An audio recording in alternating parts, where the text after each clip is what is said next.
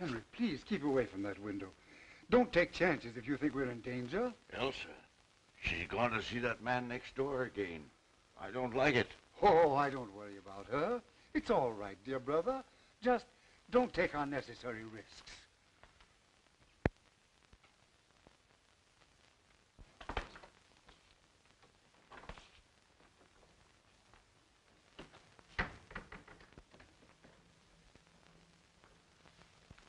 She's gone next door again. I know it. I saw her. Yes, sir. Thought you'd like to know, that's all. Good afternoon, Miss Murphy. How are you today? Fine, Miss Carson. Thank you for asking. Go right in. Hello, Mr. Bernard. Hello, Elsa. Sit down, please. I must have started something when I introduced you to Landis. Why? What do you mean? Did you come over just to have tea with an old man? Or is someone else coming? I don't know. Of course, if Jim drops in. Oh, him now, is it? Well, Landis is a fine chap, all right, but detectives shouldn't get married. Not until they retire. What do you mean? How about that lady who lives next door to us? Mrs. Tallman? Why, your aunt and I are just old friends. So I've noticed. Say, if you get any more crazy notions about me, you can meet Landis in your uncle's home instead of my garden. If you knew how I've hated my uncle's house, and now it's even worse. I've wanted to talk to you about this, Mr. Bernard. I don't feel that everything's right with my uncle's. Financially? Oh, no, it isn't that. It's just little things I notice. Well, tell me some of the things, Elsa. Well, none of them seems anything by itself. Oh, I suppose it's natural enough for two elderly men not to venture out of the house after dark. Anyone might hate to sit in a lighted room unless the blinds were drawn, and anyone might be nervous of burglars or fly into a rage at the mere mention of peddlers. Well, how long have they seemed nervous? I noticed it about 2 weeks ago. Have you any idea what makes them so nervous? There are rather mysteries in the neighborhood, you know. I've wondered about Deegan. Who's Deegan? He was the last man we had. He shouted all sorts of threats when Uncle Henry discharged him. I don't think he'd do anything really dangerous, though. I like Deegan. Much better, in fact, than our present man, Foot.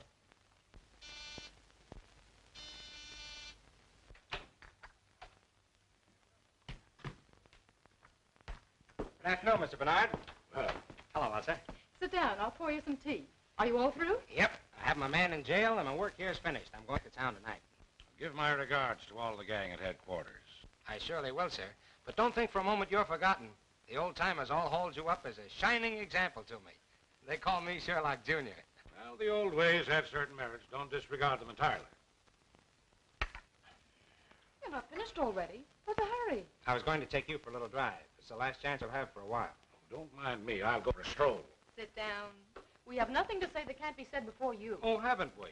Hello, everybody. Having a little tea party? Mr. Landis, this is Mr. Blake. How are you? Oh, yeah. Mr. Blake is my paying guest. Calls himself a chemist. And if making horrible stenches is any criterion, he is. I'll surprise you one of these days and make Dr. Milliken take a back seat. I'll bet he's worried. Mr. Break in? Oh, excuse me. What is it, chum? Oh, excuse me, please. I want some carbon tetrachloride. Oh, what do you know about carbon tetrachloride? Oh, me one time a terror. Oh, yeah? Come on out to my laboratory. Oh, thank you very much. Let's go before Blake gets back. Oh, he's not as bad as all that. But remember, this is my last day here. All right, run along then. I'll be seeing you again soon, sir. You don't have to tell me that.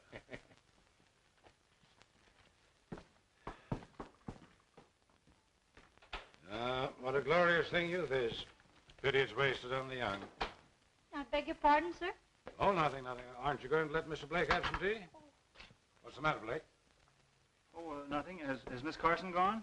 That's your hated rival kidnapper. Who is he? Oh, a youngster who got on the detective force through political pull, then upset all predictions by making good. I should think she's better than that.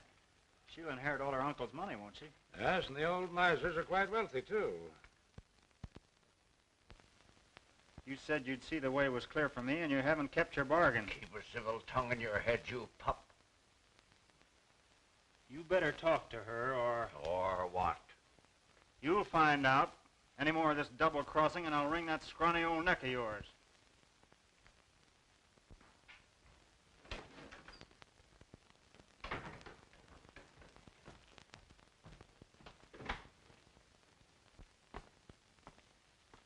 won't you please say yes, dear?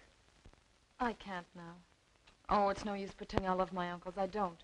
They wouldn't let me when my mother and father were killed and I first came to live with them. But they need me, Jim.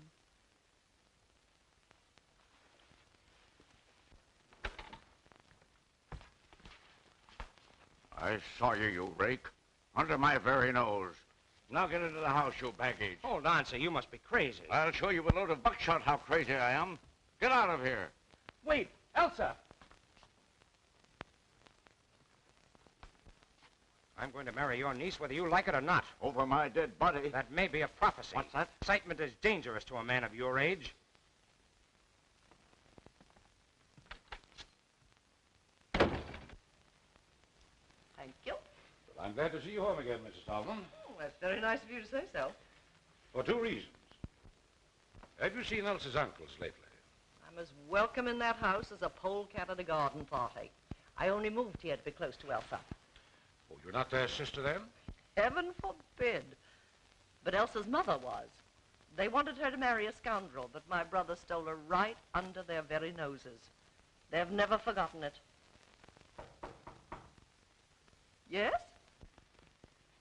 Mr. Landis to see Mr. Bernard. Hello. Pardon me. I was next door and saw you come in here. You know Mr. Landis, Mrs. Tolman. So you're the young man Elsa wrote about? What's the matter, boy? Elsa's uncle. I'm not going to have her subjected to those insults. What insults? What did he do? A couple of things that I won't stand for, and said that I would marry her only over his dead body. It's not a bad idea. What have they got against me? Perhaps they don't like detectives. Just what do you mean by that? Well, nothing, but they won't even speak to me, and I'm retired. I've decided not to leave tonight.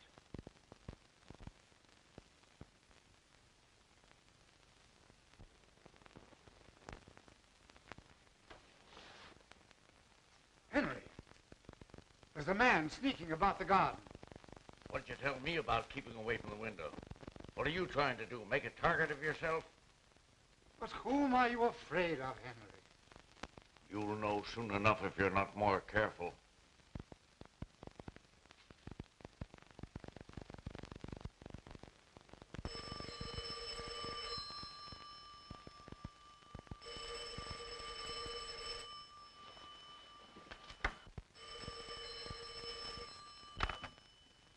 Hello?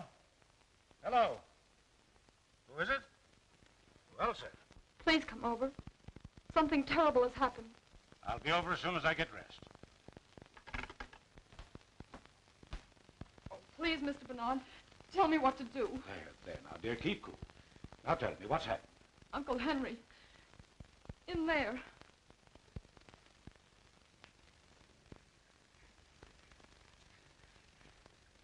Oh, no, no. I can't go in there again.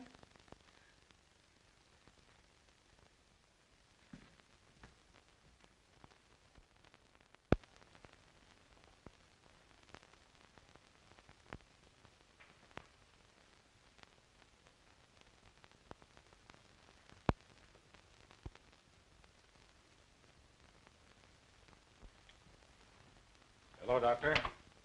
Henry Carson is in there in the library, stabbed in the back. Great Scott. Murdered?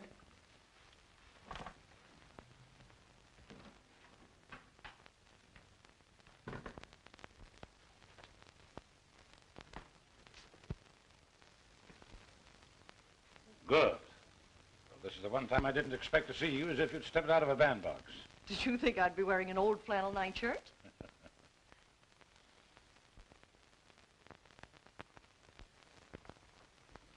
There, there. It was a dreadful shock, wasn't it?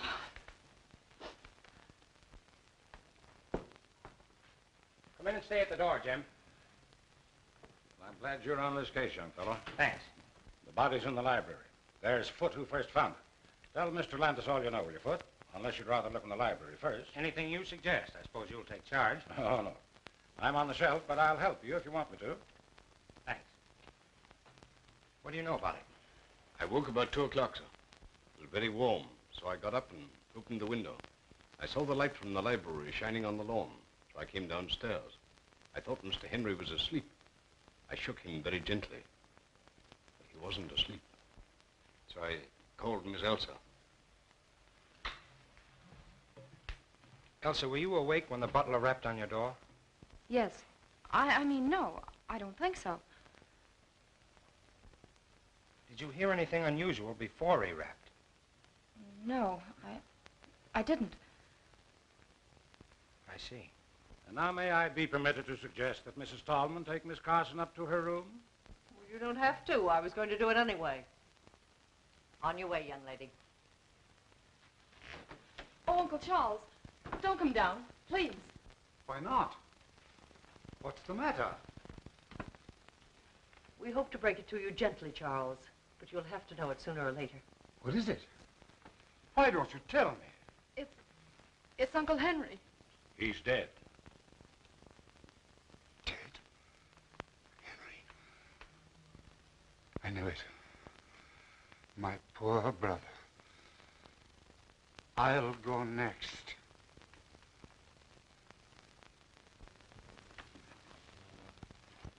Do you think the stab in the back was the cause of death? Naturally. But this was done with a fine instrument, which accounts for so little superficial bleeding. There was none. The edges of the cut in his shirt and undershirt were bloodstained.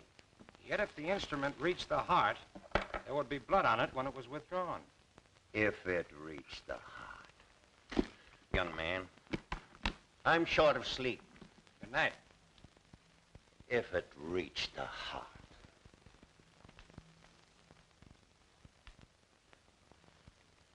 Seems annoyed, doesn't he? Well, naturally. First you doubt the wound as the cause of death. Then you talk about it having reached the heart. That's right. So I think I'll be saying good night, too. Now, listen.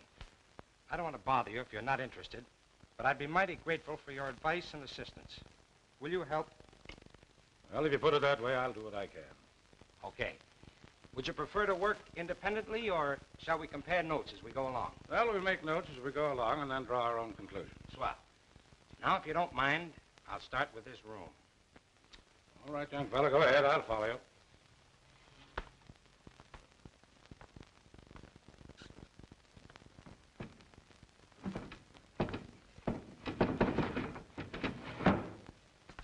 Evidently, the murderer didn't come in by the window. Well, there's no sign of a struggle. Carson was stabbed without warning as he sat at his desk, not moved to that position afterwards. I'm with you on that.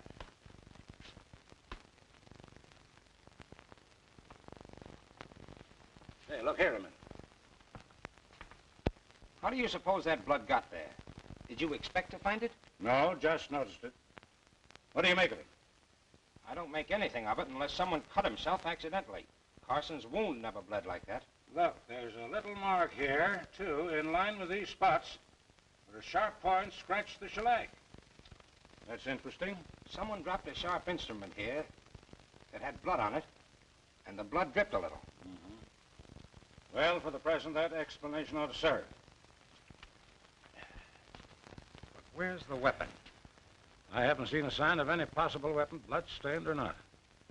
What's that on the little table by the sofa?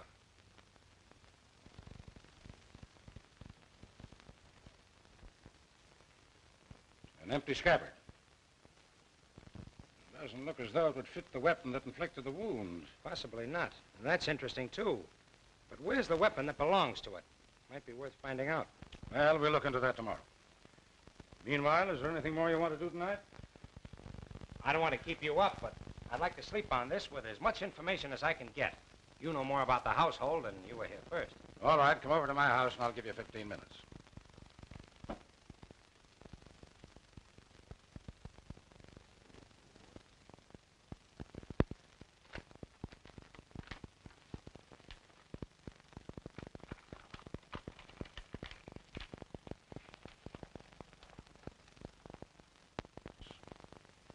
Only got to know Elsa through her aunt, Mrs. Tallman.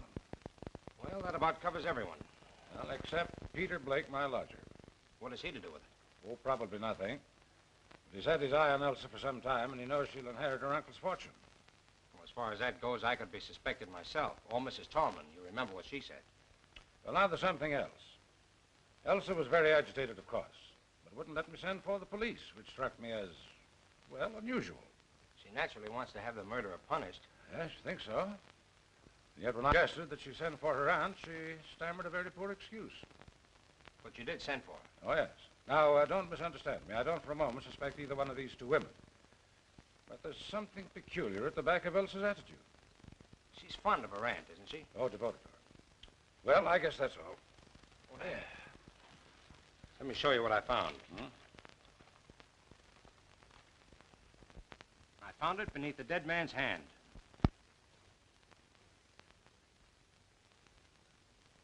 Interesting. What else?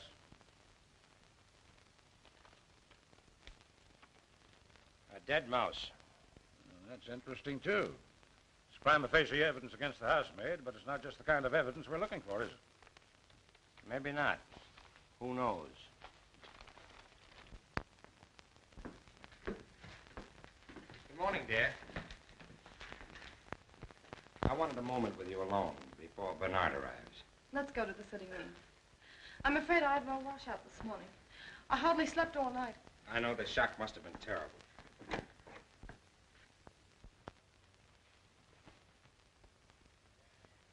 Jim, I'm terribly upset. There, don't worry. We found a number of clues. Mr. Bernard. Just wait outside. Well, good morning, dear. Good morning. Any inspirations in the night? No, but I've arranged for the autopsy and had a look over the grounds. I was just going to ask about this man, Deegan. Do you think he had anything to do with last night's tragedy? I don't think so. I don't know. Of course not. Elsa, were your uncles still engaged in business? I believe Uncle Henry wasn't away. They seldom went out, but Uncle Henry wrote a good many letters. It was he who handled the details, then. I suppose so. But you know nothing of the nature of their business. They never talked much of it. Some real estate investments, I think. You never overheard them mention an enemy? No, I never have. Would it be possible for us to see your Uncle Charles for a moment? Oh, no, you mustn't. Please, don't disturb him now.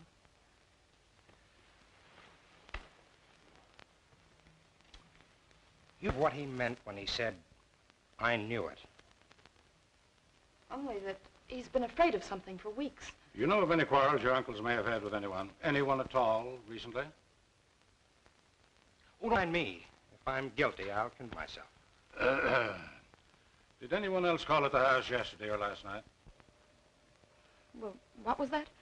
Did anyone else call yesterday or last night?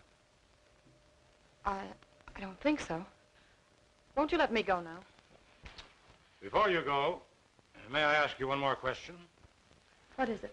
I just want to know whether you saw anyone other than the regular household about the place last night before the tragedy. No, I did not.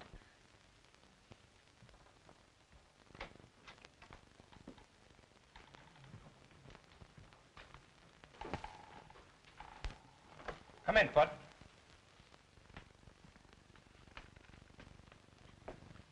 Sit down.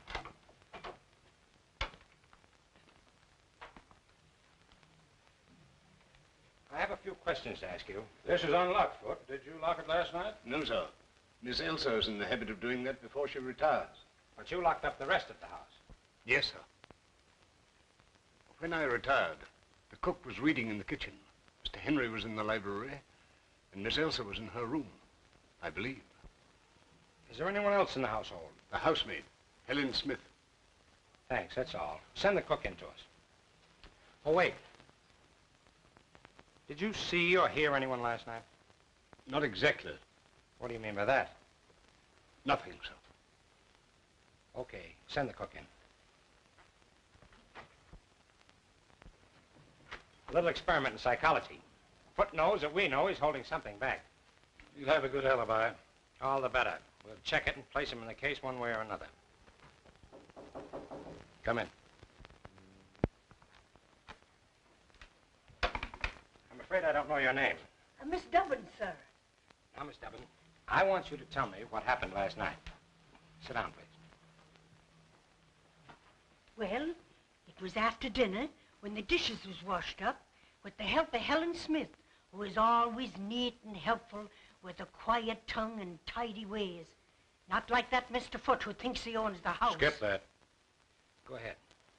Mr. Foote had some silver to polish in the pantry, so I settled down to read a book called Passions in the Purple. And, sir, while I don't go much for princes or princesses in a rule, I must say those two was as deserving a pair of young lovers as you could ever hope to find. Exactly. And after you read about them for a while, you went to bed. Yes, sir, but it was quite late. And then I had such a fright. What frightened you? It was nearly midnight when suddenly I looked up from the book page as if some power outside myself had drawn my eyes to the window. And there was a man's face, right up against the glass. I nearly fell off at the chair, because in the book the prince has been captured. Did you recognize the face? No, sir. I was much too scared. Did you warn Mr. Henry? Me warn Mr. Henry? With his terrible temper? No, sir. But I told Mr. Foote this morning. Quite right. We won't detain you any longer. You may go.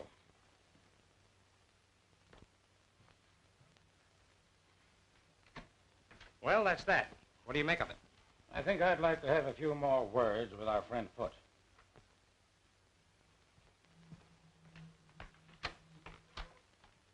Foote! We find we have a few more questions to ask you. Yes, sir? Have you put down any poison against rats or mice lately? No, sir. I didn't know of any having been put down. Say, by the way, why didn't you tell us about the face at the window last night? Slipped my memories. A few minutes ago, I asked you whether you saw or heard anyone last night, and you answered, not exactly. Well, sir, I told you that I woke up shortly before 2 o'clock. But I woke before that, around midnight, I believe. I was awakened by voices. A voice, anyway. Did you recognize the voice? Did you recall any words? No, sir. But I felt sure I'd been awakened by a voice. Did you get up? No, sir. Why did the murdered man fire Deacon? Sure I don't know, sir. What hold did you have on Henry Carson to make him fire a good man without cause, just to make a place for you? You'll excuse me, sir, but I don't know what you're talking about. Did you ever hear of Foxy Wilder? No, sir. That's all. Send in Miss Smith.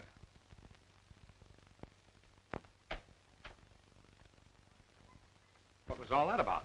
The shot in the dark that hit him. Did you see Foote take it? I certainly did. Who the man? Forger that I haven't seen for 15 years or so.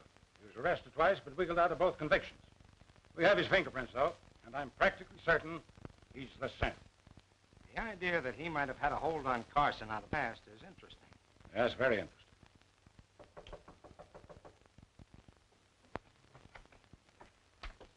Take a seat, Miss Smith. I know nothing about the murder of Henry Carson. I was in bed and asleep by 10 o'clock. Miss Smith, did you sweep the library this morning? I did not. It was swept the day before. Did you dust the little table by the couch? Of course I did. Did you see the dagger there in its scabbard? Of course. To whom does the dagger belong? To... Why? We're asking questions. To whom does the dagger belong? I haven't any idea. Does it belong to Miss Elsa? Well, if you're trying to accuse that poor innocent girl... Does belong to Miss Elsa, eh? I haven't the faintest idea. That's all, Miss Smith. You may go.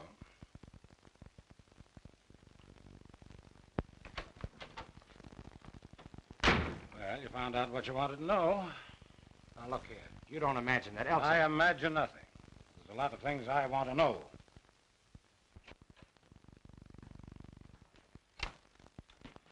Hello, what's up? Who? Henry Carson. He was a friend of yours, I believe. Well, I just knew him, sir. What are you, doing here, Mr. Blake? Oh, just experimenting.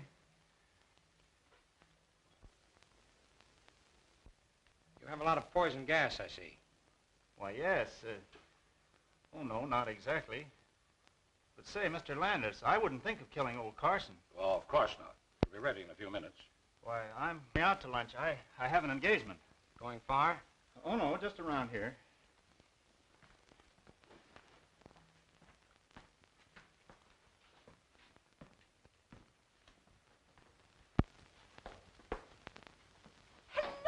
Well, you've just missed lunch.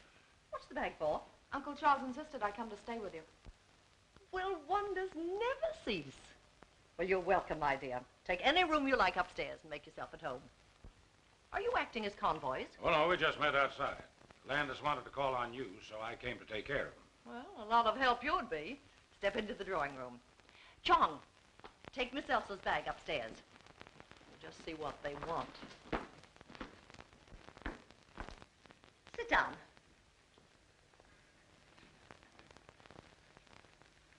You want to talk to me? Did I or did I not kill Henry Carson? That'll do for a start. Well, what do you think? You're a detective? You'd be surprised at the number of charming-looking women that permit themselves the luxury of murder. You know, I'm beginning to like you.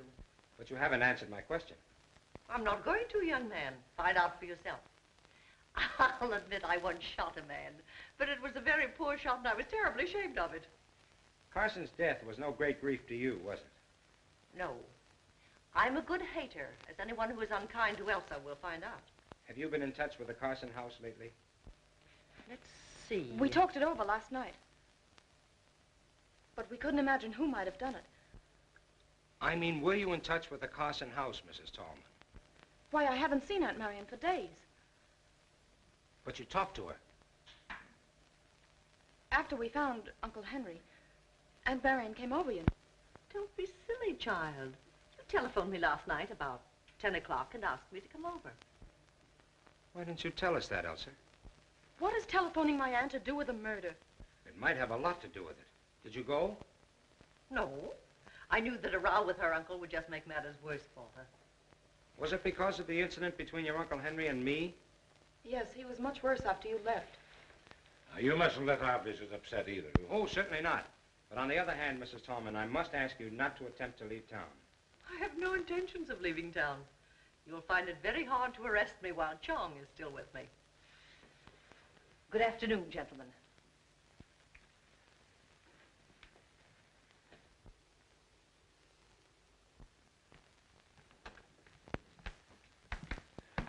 I'll inform Mr. Carson that you're here, sir. Say, Foot seems like cocky. Did you notice the change?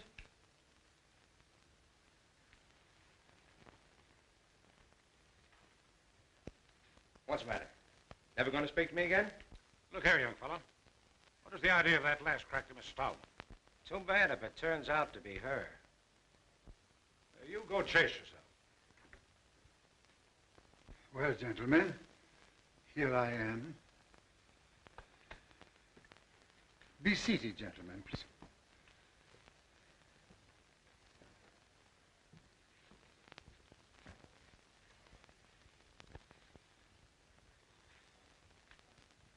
It's very kind of you to give us this info.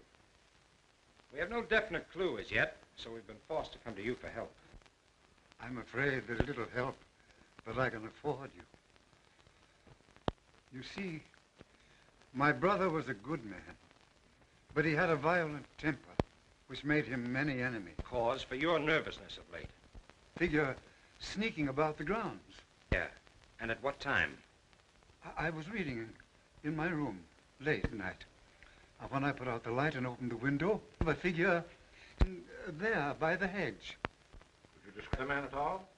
No, it was too dark. Did you hear anything last night? I was very tired, and I didn't wake up until Foot called me. I'm sorry I can be of so little assistance, but I'm here. Apprehensive yourself lately, haven't you? You said something about being the next to go. Yes. I regretted those words the moment I had spoken them. I had wished to frighten Elsa more than she'd been frightened already by the tragic fate of other. Mr. Carson, what do you know about Foot, your butler? Why, almost nothing. My brother hired him, I think, because of a letter that he wrote asking for a position. Foot is a friend out of the past. Yes, I suppose so, Mr. Bernard. I felt that sometimes he presumed upon it a little. Mr. Carson, I have one more question to ask. We found no trace of the weapon yet. Searched the house? Of course, gentlemen. Search wherever you will.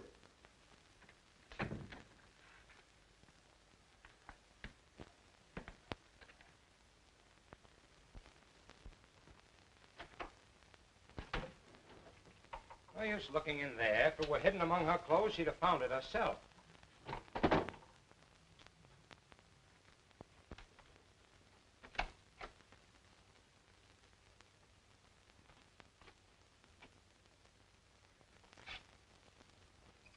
Curious? Look at it. What about it? Why, look at it. Elsa never wore a dress like that in her life. Well, maybe it belonged to her mother. Take a good look, will you, Landis?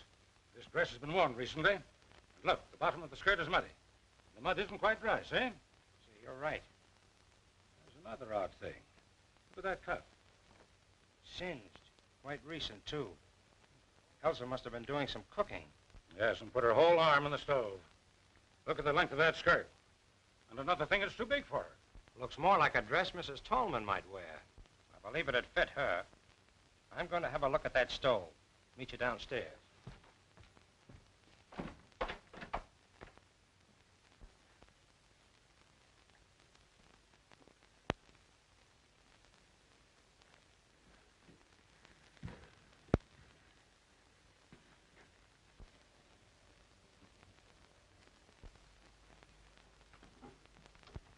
Excuse me, sir.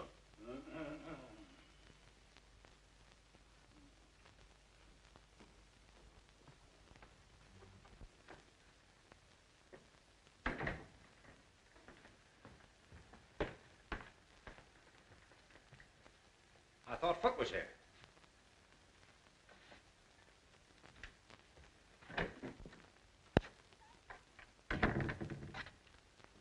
Foot. Do you remember anything more about the voice that awakened you earlier in the evening? I really don't remember anything more than I told you, sir.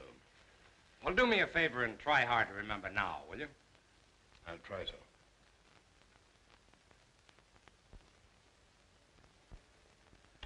It's no good, sir. I really can't remember, and I don't want to lie about it. All right, keep on trying. I'll do that with pleasure, sir.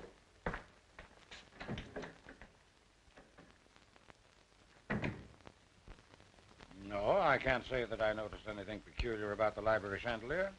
Well, I did. When we were waiting in there for Charles Carson, I happened to look up at it. One of the gas jets was fully open and parallel with the pipe. Great Scott, man, we would have smelled it. Oh, no, we wouldn't. The cook tells me that Henry Carson had a scrap with the gas company and it was shut off all over the house. She uses a coal stove. That's how I found out about it. Well, what harm could it do then if it were open? When I went in to speak to Foot, it was closed again. But who would have touched it? Was Foot in there long enough to have turned it off? Oh, quiet. What on earth has that got to do with the case? You don't see the connection? No, frankly, I don't. Well, possibly not. It was just a crazy idea I had about Blake. I don't take much stock in this affected humility of yours, young fella. Come on now, watch the connection. We'll see. Oh, I think the facts out of the cook that the man at the window looked like a foreigner. Wore a cap, had gray or blue eyes, an unshaven face, and a black mustache. A complete description. Either she was lying in the first place, or she's made it all up.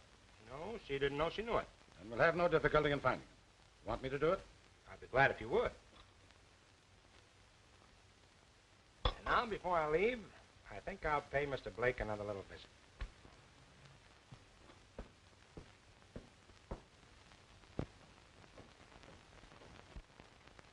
Look here, what do you want to know all this for?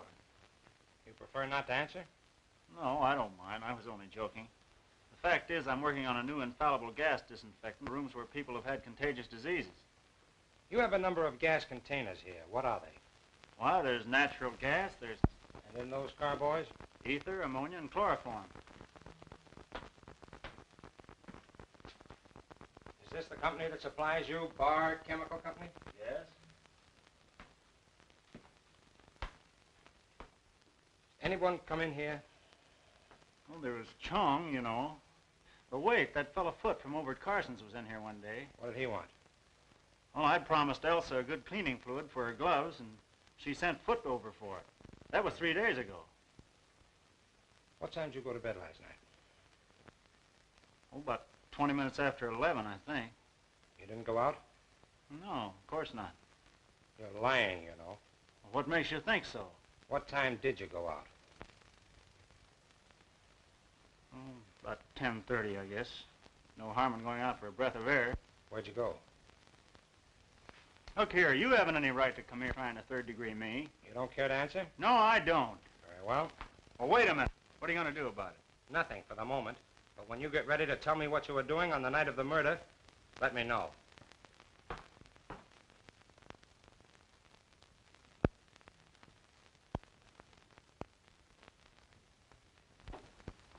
Good morning, good morning.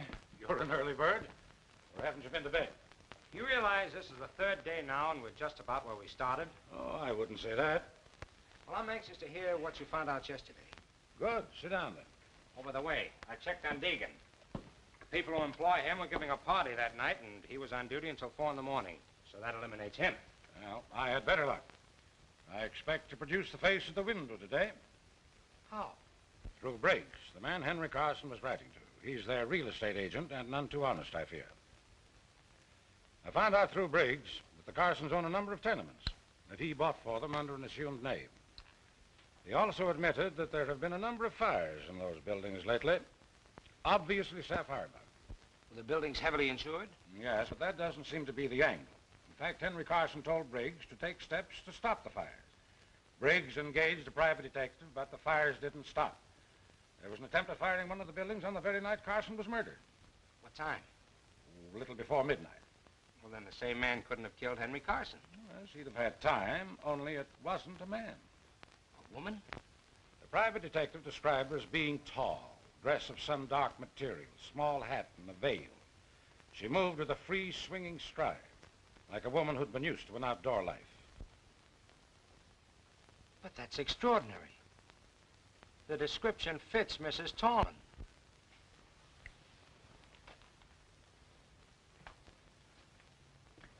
I knew you'd say that.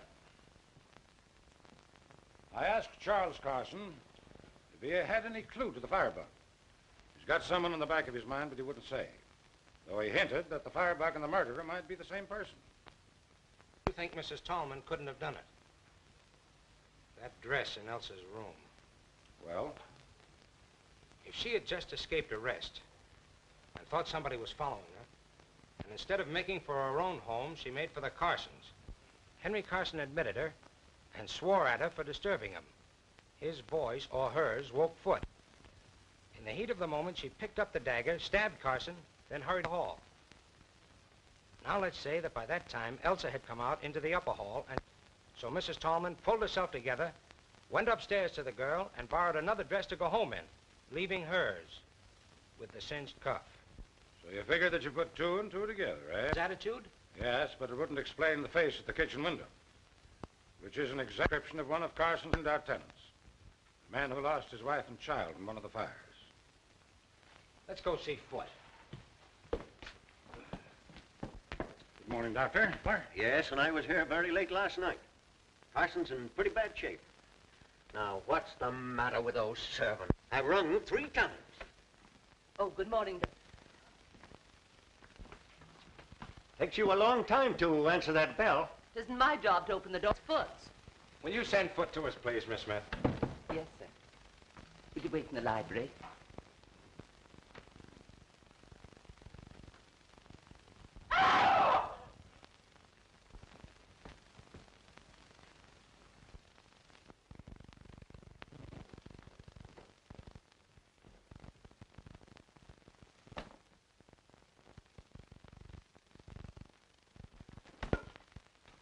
Matter?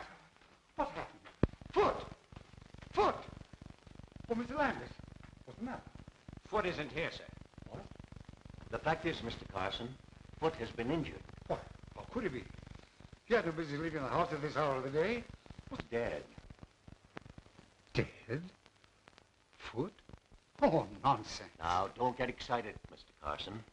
Foot was killed last night. Murdered? Was he killed here? Mr. Landis, was he killed here? That's right. What does it mean?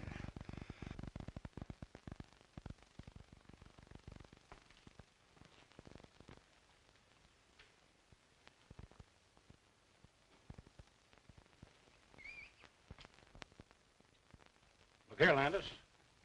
What do you make of this? Looks as if some very muddy article was dragged across the sill.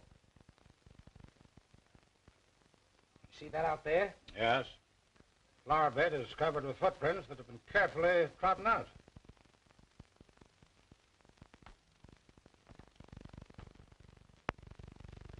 Did you look at... Oh, traces of... Your eyes are better than mine, young fellow. He must have dropped his dagger in the mud. Or buried it after the first murder and dug it up again for this one. Another murder, all right. Exactly. He's been dead probably 7 or 8 hours. He died instantly, or very nearly so. The wounds are very similar, and were probably made with the same instrument with which Henry Carson was stabbed. Yeah, just a minute. Where are you going? Let me go. Keep your hands off me, Jim Brooks. What do you mean, poking your nose into other people's business? Asking me where I'm going and doing. Stop that noise. You want Mr. Carson down here again? Well, I'm not going to stay in this house to be murdered, too. Go back to the kitchen. If you try to leave this house before I give you permission, I'll put you in jail.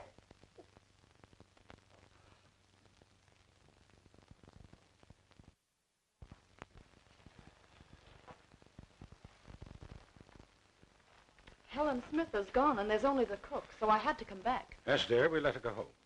I've questioned both those, and they can't throw any light on the case. Now, I want you to trust me, Elsa. I do trust you, Mr. Bernard. Then I want you to tell me how you knew that your aunt came here at a late hour the night your uncle died. I can't. You'll tell Jim, and he already suspects Aunt Marion. She told me so. Now, my dear, you've asked me to help you, but you won't help me. I want to prove a record is clear, but I can't do it unless I know everything.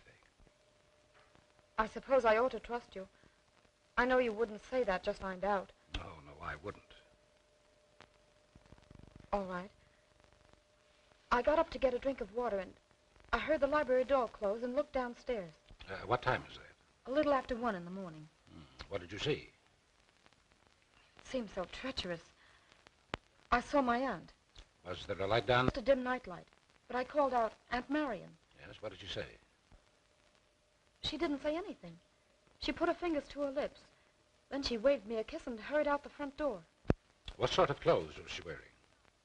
Something dark. A dark brown or green dress and a small hat. Could you see her face? Not clearly.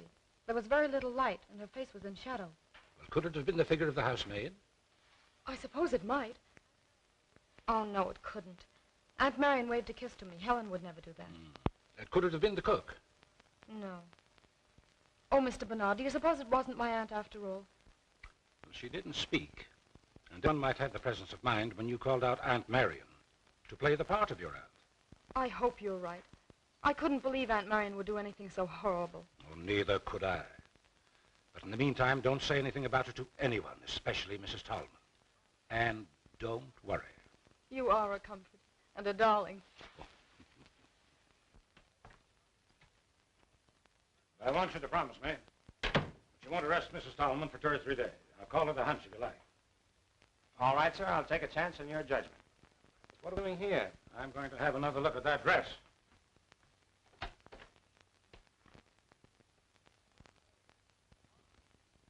Gone. Gone. I'll have a chat with Elsa about it.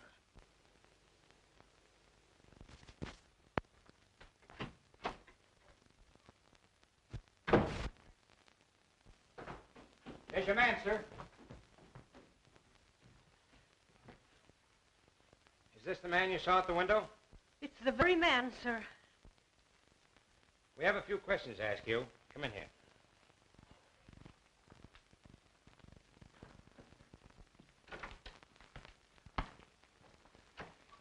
Sit down.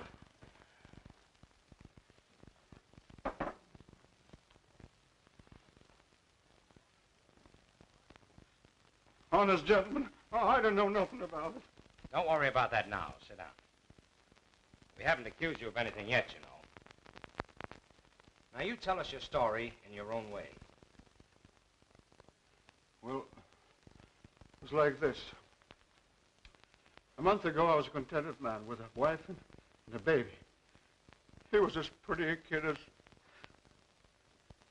Well, I'd been working one night, and I was getting home late. I saw a lot of people running towards my street, so So I ran too.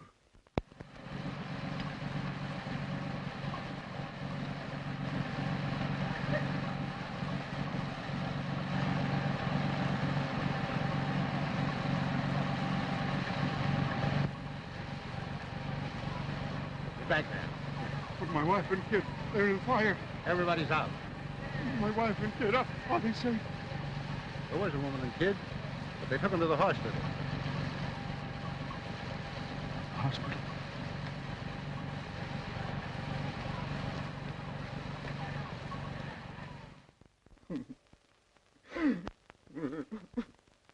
Excuse me, gentlemen. I ain't been the same since that night.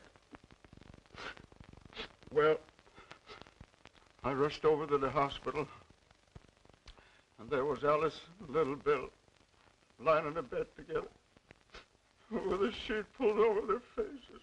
So you set out to find the owner of the building? That's it, sir.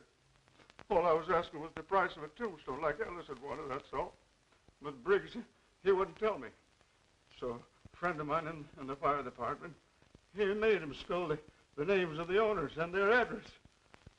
So you came out here? That's right, sir. But I couldn't get here till late because I got mixed up finding the place. Must have been about 11:30 by the time I got here. What did you do after you got to the house? Well, I looked in the back window. There was a woman there sitting and reading. Well, she let out a yell, so I ducked. You mean you went home? No, sir. I wanted my rights. I came round this window here, but all of a sudden the lights upstairs went out. So I ducked, scared somebody might look down and see me. That's just what happened. You were seen. Now come clean. So help me, I'm telling the truth. Well, after a while, I crept back and looked under the shade. At this desk here, there was an old man looking over some papers. Did you rap on the window? Not me, sir. I wasn't looking for trouble. I just walked along the house to see what kind of a car they had, to see if they was rich. The garage was empty, so I went home. Is that all? I guess that's all. But I didn't murder the old man. You better tell us everything, Bell. Oh, what's the use? You wouldn't believe me. Why don't you try? Well, it was like this, sir. The garage was all dark inside, but I carry a torch, and just as I took it out, something hissed at me from the back of the garage. Hissed at you? Yes, sir, I'll swear to it. It scared me so bad that I ducked again. Then how did you know there was no car there? Well, after a while, I came back and I flashed on the torch, and that time I saw it. Well, what was it? I said you wouldn't believe me, but I'll take my oath it was a snake, wiggling away toward the back. You sure it wasn't a long red herring? I'll take my oath it was a snake. So you went home? Yes, sir. I went straight home as fast as I could. You're never near this place more? Well, I never found out the address till the day before. How could I come? You came again? I never did, sir. I never came near that place again. You came here last night, crept in, stabbed another man at that desk, just as you stabbed Henry Carson. I didn't, sir. I didn't. I swear I didn't. Where were you last night after midnight? I was in a picture show. Anybody with you to prove it? No, sir. I went alone. I'm going to send this fellow home now, but don't lose track of him for a few days. All right, Val. You can go home now. Home? And I'm going to see what I can do about raising the price of that tombstone. Thank you. Thank you, sir. Well, what do you make of it? Well, that was a shot in the dark that didn't strike home. But let's see else about that dress. I'm convinced that that dress was worn by the woman she mistook for her aunt. Do you really think it possible that it was Helen Smith or the cook? I didn't date the Helen Smith. She showed a vicious temper and is quite callous at leaving Elsa alone. And for a good cook, Miss Devon strikes me as being unconvincingly brainless. She told the truth about the man at the window. Yes. And she was the only person in the household that was up late the night that Henry Carson met his death. And so far as we know, she was alone downstairs with Foote last night when he died.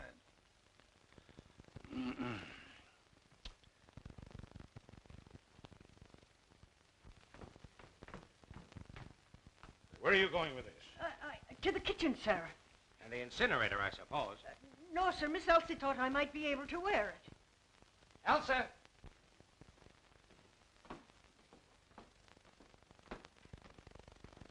Did you give this dress to the cook?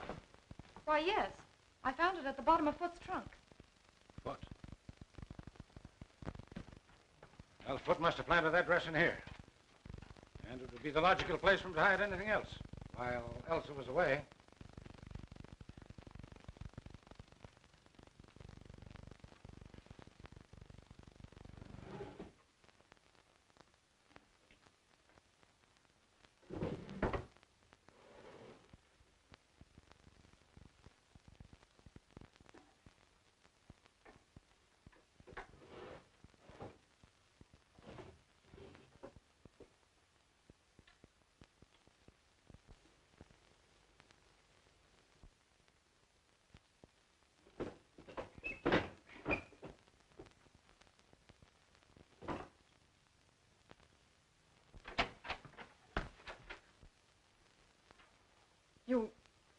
You found it.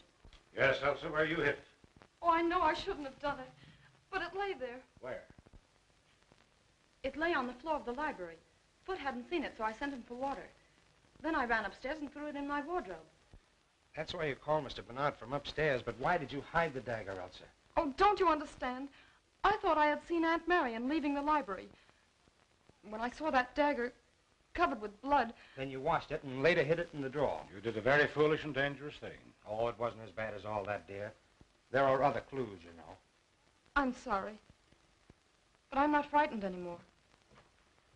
The gentleman from the chemical company wants to see you, Mr. Landis. Oh, thank you. Will you come too? Excuse us, dear.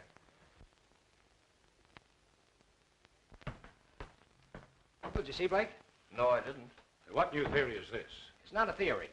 I had the chemical company send out Mr. Watson here to examine Blake's laboratory.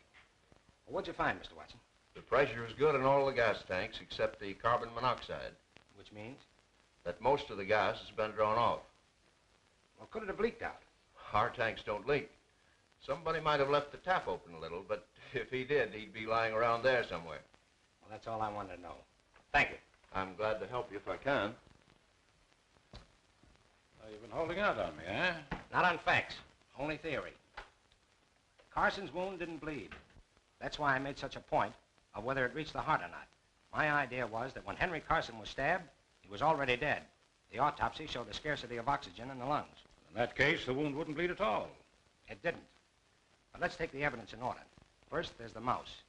The little beggars never die out in the open unless they've been poisoned, but nobody had put down any poison. Well, where's the connection? Suppose that Henry Carson had been sitting quietly at his desk and Mr. Mouse ventured into the middle of the room. Then let's suppose that death suddenly gathered both man and mouse at the same instant. Carbon monoxide. Suppose we see if your lodger is in.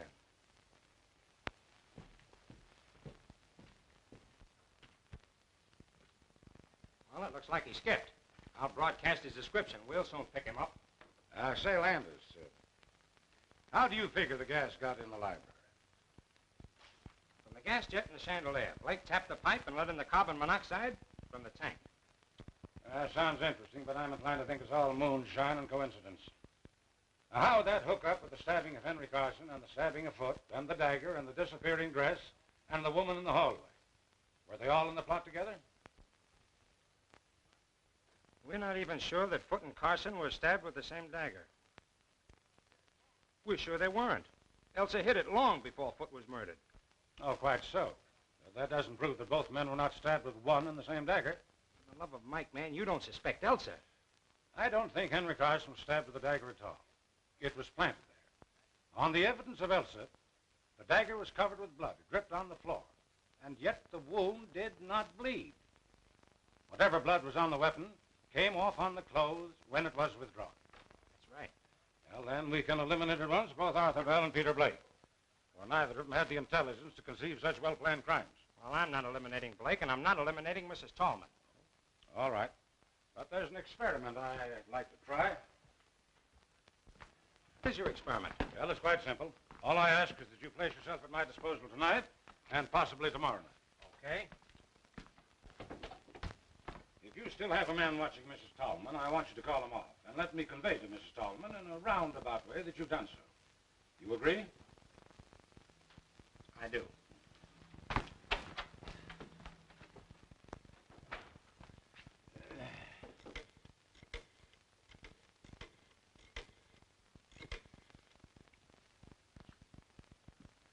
Hello, Elsa. Well, I think I have some good news. Landis has agreed to remove the man who's watching Mrs. Tallman. And he doesn't suspect her anymore? Oh, may I tell her so? Oh, I don't see why you shouldn't tell her. I don't think there's any secret about it. Well, I wouldn't be surprised if we had the real culprit any time now. Oh, it's a pleasure. Goodbye. All right, I've called off my man. What next? I want you to go back to your hotel and stay there quite openly. And about 11 tonight, slip out and creep up to my back door without letting anyone see you. Anyone at all. Can you do it? I think so. All right, then. Off with you.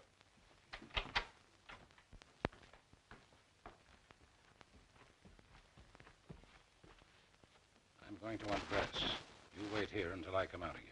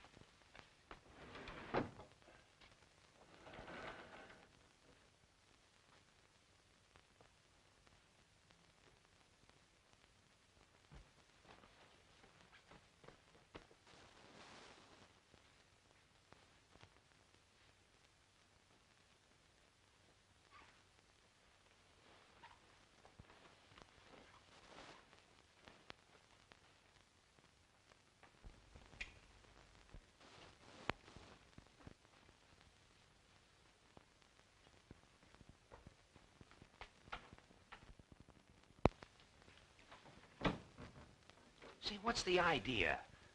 That's the experiment. Don't talk, not a sound.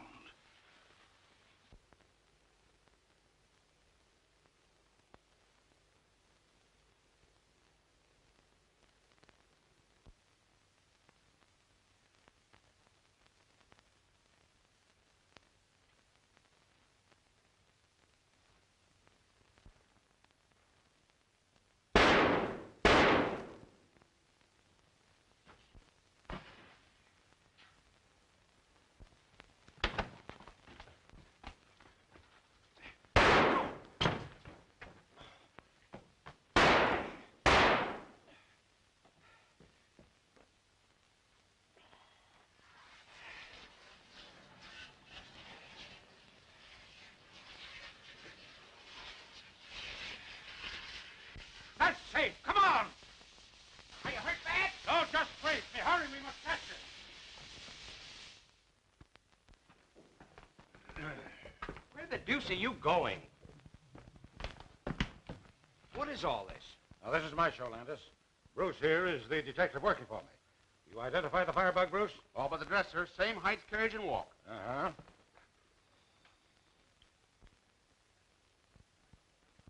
Mr. Landis, I know that I've done wrong.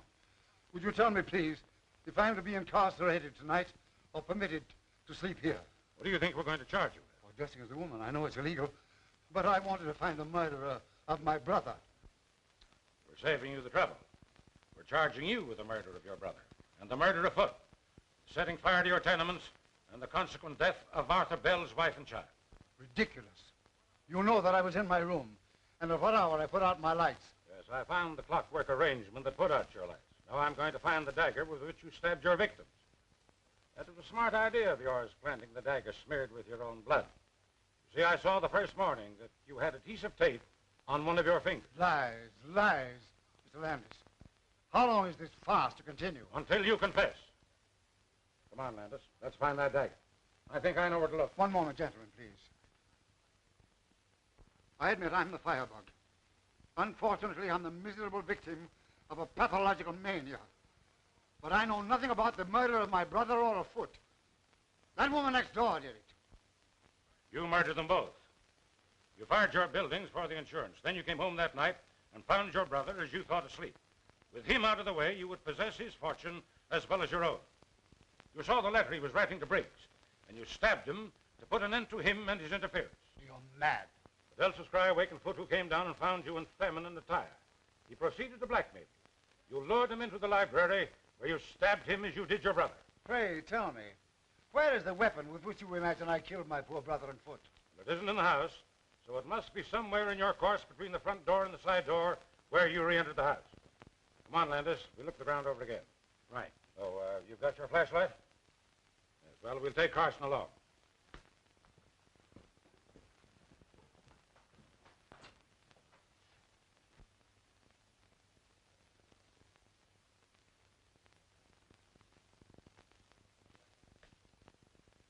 Look there, Landis.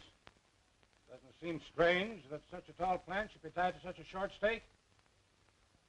That stake? That wouldn't help it any. Bruce, pull it up and let's have a look at it.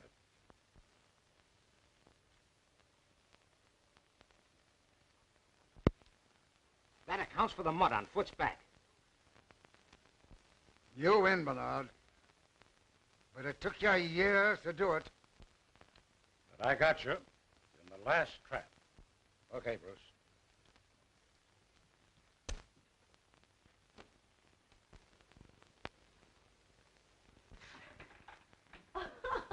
Cleared at last, and you're foiled again, Jack Dalton. I'm sorry, Mr. Dalton. Oh, forget it. I suppose you want to talk to the mastermind. Yes, but I wondered... Oh, I know what you're wondering. I'll just see if she's presentable. She's had quite a shock, you know. Yes, she must have had. You'll find Sherlock in there. Thank you. Good morning. Oh, good morning. Oh, don't get up. See, now that it's all over, do you mind telling me how you happen to suspect Carson? Not at all. You took it for granted that Carson wouldn't murder his own brother, and you never looked his way. I didn't and did. That's all. Well, that's not all by a long shot. But I believe congratulations are in order. Oh. But don't forget, you must congratulate me, too. For what? Because I've got the man who really killed Carson. Blake? Yes, again. Say, what is this, a game? Where is the real murderer?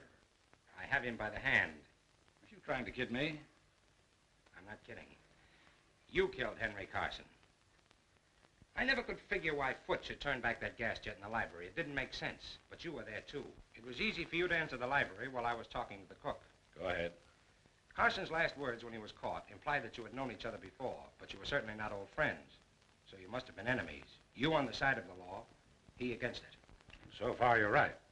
But not once could I get evidence to justify an arrest. Now, what else, young fella? There was Arthur Bell and the hiss of the snake. I took another look at the Carson garage this afternoon. In the back wall, behind the firewood, is a small hole recently bored leading to your garage. And there are yards of rubber tubing in the back seat of your car. Naturally. It's no dice. You'd already opened the gas jet in the library that day you called about the fence. Mm-hmm. What else? You made sure that Henry Carson was at his desk. Then you connected the tube with the gas jet in the garage. You then went back to your own garage, connected the tube to the tank, and turned on the gas. That was the hiss that scared Bell. You let in enough gas to kill a dozen men and a mouse. Then you drew back the tube, and it was the end of that writhing tube that Bell saw. Of course, he thought it was a snake. And the confessed stabbing of Henry by Charles. Henry Carson was as dead as that mouse when his brother stabbed him. An interesting bit of reasoning. How long have you believed it?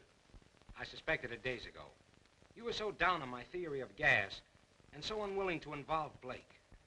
Landers, you've done some fine reasoning. I never thought you'd figure it out. But you don't know the harm those two men have done. I came here to live with no idea but to trap them. You see, we never actually met, but they knew me as well as I knew them. Hello. Are you two still congratulating each other? We're pretty good. Well, there's someone outside who thinks so, too. Oh, you'll pardon me if I carry this investigation a little further. Won't you sit down, Mrs. Tallman? Certainly. Well, I suppose you're very busy now with Sean gone and Elsa on your hands, but if you have a minute, I've got something to tell you and something to ask you. An hour, if you like. Well, I thought you'd like to know that Landis has traced the murder of Henry Carson To me. What? But you didn't do it. Oh, of course not, but I've practically confessed it, and Landis has let the matter drop. Well, I'll be... That's all right, it's all right. What else could I do? You see, I found some rubber tubing that belonged to you hidden behind the firewood in the garage. I pawed it over to hide your fingerprints and leave my own, then I hid in the back of my car. But will you tell me, please, in confidence, how you got that tank of carbon monoxide to asphyxiate Henry Carson that night? That's the only thing I don't understand, the only thing that doesn't fit. Do you mean to say that you confessed to such a crime to shield me? But what else could I do? But I didn't do it. What? Then who the heck did? Well, you're just in time, children. For what? You accused Mr. Bernard of killing Carson. Now I'm going to tell you who really came. 2 weeks ago, I was fool enough to remark in Chong's hearing that if somebody would only murder Henry Carson, I'd be the happiest woman in the world. The morning after Henry was killed, I remembered. And knowing Chong's devotion to me, I accused him of it. He blandly admitted that he pried open a window, sneaked into your house, stole the gas from Blake's laboratory, and asphyxiated the old scoundrel. Well, I'll be... Shh, shh, shh, shh. But he'll have to be arrested. Why, certainly. Where is he? On his way to China. Nevertheless, we'll get him. You were wondering where we'd spend our honeymoon. Well, it looks like China to me. You're a man, Forbin. Oh, fool. Well, have it your own way. But I'll tell you what I'll do. I'll marry you. Who asked you? Hold your tongue. I'm not asking you, I'm telling you.